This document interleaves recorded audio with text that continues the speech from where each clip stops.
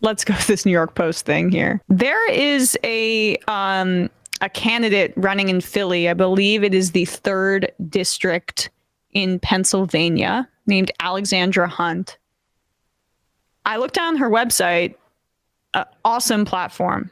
Emphasizes indigenous rights, Medicare for all, a lot of issues that we really care about. She has also spoken about how in the past she was a stripper in order to help pay her bills, essentially. The New York Post wrote up an article about it, naturally. Former stripper Alexandra Hunt running for Congress as soft on crime candidate. Soft on crime, right, of course. But now, honestly, Bradley, can you click on the article? Because it's even more ridiculous in terms of how they write. I mean, not shocking given who owns this paper. Oh, no, it's all right. Unsafe. You're right. New York Post is an unsafe website. Good luck pulling this one off. An ex-stripper from New York left behind her platform shoes for a political platform, running for Congress in Philadelphia's troubled 3rd district.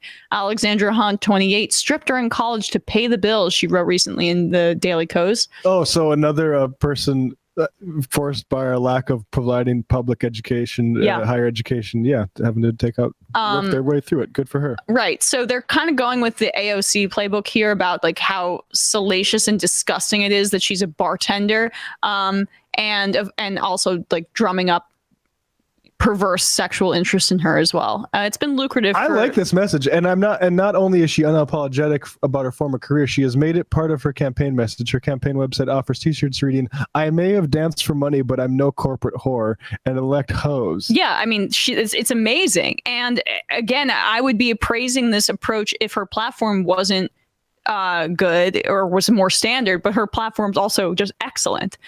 And that's why she has the New York Post are freaked out.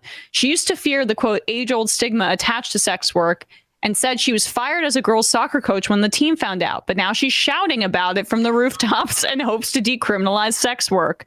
My involvement in sex work was very dangerous. If I had gone missing like so many sex workers do, no one would have known how or where to find me. I began speaking about sex work and my personal involvement in the industry on the campaign trail, she wrote. Sounds incredible to me. The young leftist has described having an abortion and suffering sexual assault on social media. So again, like, keep it to yourself, please. You stomach that pain and don't let it out. We, say I'm a politician and I get a woman pregnant. I want her to have an abortion, but I don't want to hear about it. The fan of Representative Alexandra Ocasio-Cortez is seeking office in a mostly black, strongly Democratic congressional district represented by Democratic Representative Dwight Evans, a Philly native, who in the 1990s pushed the city to adopt New York's tough on crime broken windows tactics, even bringing on former NYPD Commissioner Bill Bratton to consult. Robberies are up 36% in the district this year, blah, blah, blah. Yeah, because there's a pandemic and people have been left to fend to themselves. And that's happening everywhere, specifically in urban centers. Hunt supports significantly reducing the prison population through compassionate release and end to cash bail, among other lefty planks in her campaign platform. In neighborhoods with rising violence, tougher policing isn't the answer, she tweeted recently. It's backwards thinking to punish needs-based crimes instead of moving to meet the needs. That's outrageous what she just said. Can you believe it? Hunt, who grew up in upstate Rochester, has criticized Representative Evans' personal investments in weapons and energy companies, which she tweeted are screaming corruption and special interests. And her sweatshirt says, "I may have danced for money, but I'm no corporate whore," which is, chef's kiss, as the kids say. So there she is. Bradley's crying on the floor right now, but other than that, I think the studio's more in favor of it. She graduated from the University of Richmond in 2014, then moved to Philly, where she completed a master's degree at Drexel and Temple universities. She has up to $150,000 in outstanding student loans. Probably means she's a bad person. Well, that means you went to one of these Eastern Coast schools without having parents that could pay for your student loans. Yes, and those are just supposed to be enclaves for rich kids so they don't have to hear about things like debt. So I'm like loving this article because it's making me love her even more. Scroll down even more. Despite the generous financial aid package the University of Richmond provided, I was actually too poor for them, Hunt wrote in a ballot Wikipedia candidate survey. I graduated in 3 years to save money, even despite working 2 jobs as a server and a stripper to make ends meet.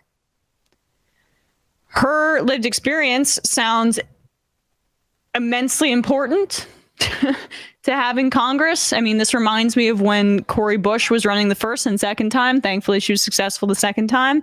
About how she talked about how she was living in her car, and that was described as a moral failing by many on the right. And then this has the salacious sexual element that the New York Post can write up about. I'm sure it gets clicks. Unfortunately, ours was one of them, but hopefully this video and this content saves you the click. Well, it seems a bit dangerous for them, like, because they've already like conditioned their readers to love that sort of stuff, right? Isn't that their Murdoch paper that has like page 3? Yes. Yeah, right. Page 6.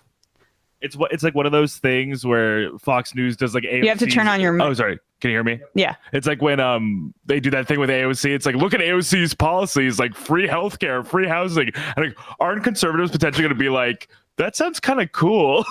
Maybe that's like a good thing. They're like they're way too down the rabbit hole probably to work through the psychological torture that they're in about attractive women saying things that make them uncomfortable. So they know that this is like the Daily Mail or the tabloid one-on-one. But for me, Alexandra Hunt sounds pretty cool to me. So check her out if you're in Philly and you wanna you're interested in maybe I mean, a progressive honestly, in your district. more respectable than 90% of the way people make money in Congress. Oh yeah. And that's awesome sweatshirt that she has like reflects that, right?